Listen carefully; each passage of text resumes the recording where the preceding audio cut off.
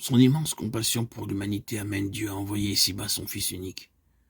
Béni soit le Seigneur, le Dieu d'Israël, de ce qu'il a visité et racheté son peuple, grâce aux entrailles de la miséricorde de notre Dieu, en vertu de laquelle le soleil levant nous a visités d'en haut. Cantique de Zacharie, Luc 1, 68, 80. Écrivant à Philémon, l'apôtre dit au sujet d'Onésime, « Je te renvoie à lui mes propres entrailles », c'est-à-dire un autre moi-même. D'autres traductions rendent aussi cette expression, « lui, mon propre cœur », Philémon 1,12. Référez-vous aux Éphésiens 4,32, Philippiens 2,1,2, et vous comprendrez que tous ces passages montrent que Dieu communique à ses rachetés ses entrailles de miséricorde. Ce cœur compatissant qui l'amenèrent lui-même à envoyer son Fils ici-bas. Compassion qui conduisit le Fils unique à mourir sur la croix pour les pécheurs. Soyez compatissants, vous pardonnant comme Dieu a pardonné, dit l'apôtre Paul. Celui qui a senti son cœur s'émouvoir, se fondre sous les effets de la compassion divine, celui qui en a éprouvé la douceur et la joie, peut aisément aimer et pardonner à celui qui a tort, avant même que celui-ci ait manifesté aucune tristesse ou aucun repentir de la faute commise, et d'avoir fait ces expériences rend capable d'annoncer le pardon de Dieu aux âmes qui se répandent. Un cœur compatissant des entrailles de miséricorde se réjouissent de la joie des autres.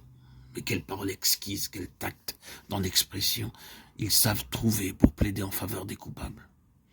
Lisez la lettre de Paul à Philémon. Je te prie pour mon enfant que j'ai engendré étant dans les chaînes, Onésime 1, 10, 12. Avec quelle tendresse l'apôtre parle de cet esclave fugitif phrygien. Il l'a amené à Christ, il a prié pour lui jusqu'à ce que Christ fût formé en lui. Aussi maintenant Onésime est pour lui un fils.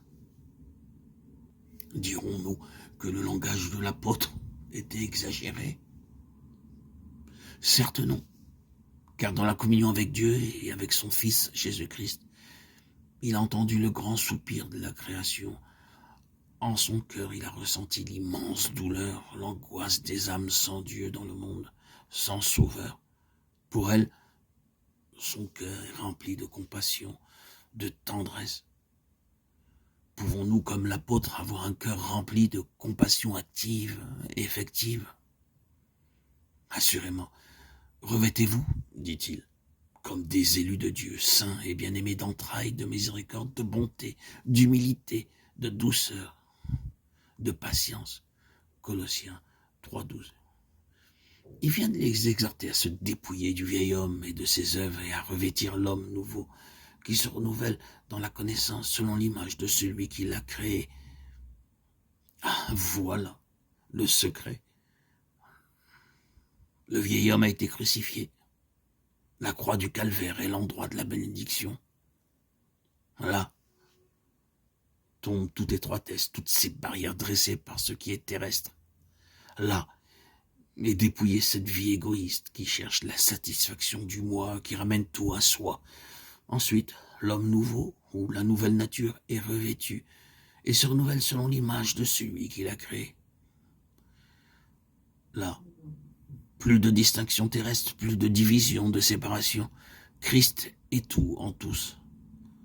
C'est dans le Christ Jésus que nous pouvons recevoir ses entrailles de miséricorde, entrer dans la communion de ses souffrances et connaître cette ferveur d'amour, cette tendresse qui sont d'essence divine.